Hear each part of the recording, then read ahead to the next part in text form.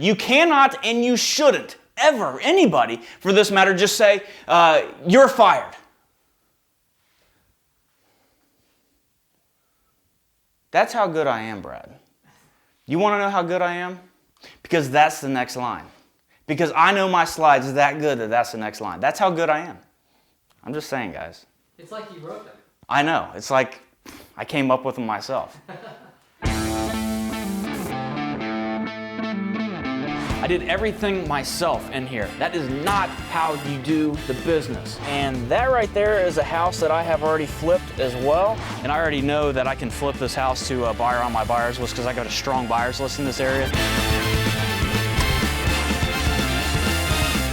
Hey, what's up guys? John Cochran here, and today is System Saturday, the day that I bring you a system that I use in my business that you can rip off, duplicate, use in your own local market. Now on today's System Saturday session, what we're going to talk about is how to properly fire contractors. Now guys, it's not a matter of if you're ever going to have to fire a contractor, it's just a matter of when. So we do our absolute best to pre-screen our contractors and make sure that we're only bringing studs to our job sites. Now, we have in the past, and we're making a lot better decisions now, but we have in the past had to fire a lot of contractors just because we made poor decisions. Now, there's a right way to do this, and then there's a wrong way to do this, and I've done it both ways, and I'm going to show you both on today's System Saturday session so that you don't get into any issues like what I did. The first thing that you need to understand whenever you came to the conclusion that, this is just not working out between me and the contractor, maybe they didn't show up or whatever it might be, end result is you got to get rid of them and bring a new contractor in to fill their spot. Understand this, understand that contractors, they're always 1099.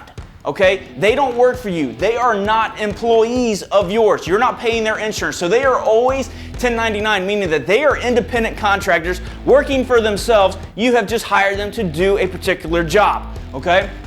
So how in the world do you properly fire these contractors whenever you come down to it that you just have to do this? Okay, the first thing is you can't and you shouldn't fire them as employees. They're not an employee, so you cannot fire them as an employee. And anytime that you fire anybody, okay, it's gonna happen, guys. That's business. Anytime that you fire a contractor, anytime that you have to fire an employee, the truth of it is that you can never say the words, "You're fired." So if a contractor is not showing up and he's wanting checks, and then all of a sudden you go and he starts showing up, and you just say, "You know what? I'm sick of this. I'm gonna just call this guy up, or I'm gonna get face to face with him, and I'm just gonna let him know you're fired. You're fired. I'm done with you. You don't mess with my time."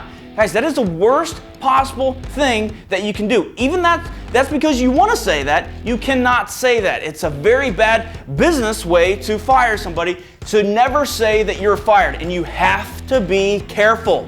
You have to be careful, guys. By doing this, it ended up costing me $13,000 in 2 years in litigation because they put a lien on my property, and that's what we're avoiding today. So you got to be careful when you're firing contractors. They can lien your property. Understand that. Just understand that. Whenever you are firing a contractor, or any contractor for that matter, guys, they can lien your property. So you have to do this very strategically and proper. Okay? Bite your tongue. Bite your tongue. Don't get in their face and just say, "You're fired. You're fired. I'm done with you, and I'm just done." You cannot do that, guys. Bite your tongue. Be professional here. Okay? Always pay them for the work performed. This is what I see most, okay? Be fair. Always be fair. I'm always fair. You have to be fair. So the best thing to do whenever you've came to the realization that you and the contractor, you guys just kind of have to part ways, make sure that if they did perform the work, like if they did do a little bit of work, pay them for that work. Don't screw them out of any money, because that's the best way to get a lien right onto your property. And you know what? They did work. They should deserve the pay. Okay, so always pay them for their work. Here's the magic words. Here's the magic words when you have to fire them. Hey guys, things just really aren't working out for us on this job site, and I need to bring in another contractor to finish things up here. Those are the magic words that you need to literally know into the back of your head, so that anytime that you fire a contractor, this is the proper way to do it. That is the proper way to do it. That's an easy way to get out of it, okay?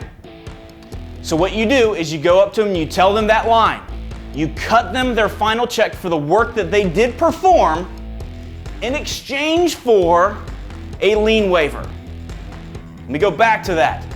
You cut them their final check for the work that they performed in exchange for the lien waiver, meaning that now that they have this lien on their property, or now that they literally have their check and they sign this document, they cannot put a lien on your property.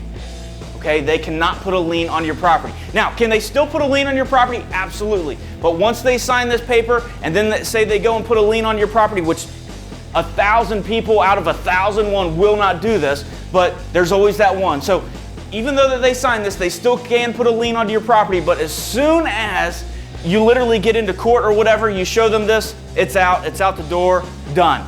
So you tell them that line, things are just not working out between us, I'm gonna have to bring in somebody else to perform this work, here's your final check in exchange for a lien waiver. So guys, this lien waiver will save you. So go below this video right now. I'm going to give you a copy of the lien waiver. Do this every single time that you cut a check to a contractor because it will definitely help you out in the long run. Guys, that's how you do the business and that's how you fire a contractor. I'll see you on the next System Saturday.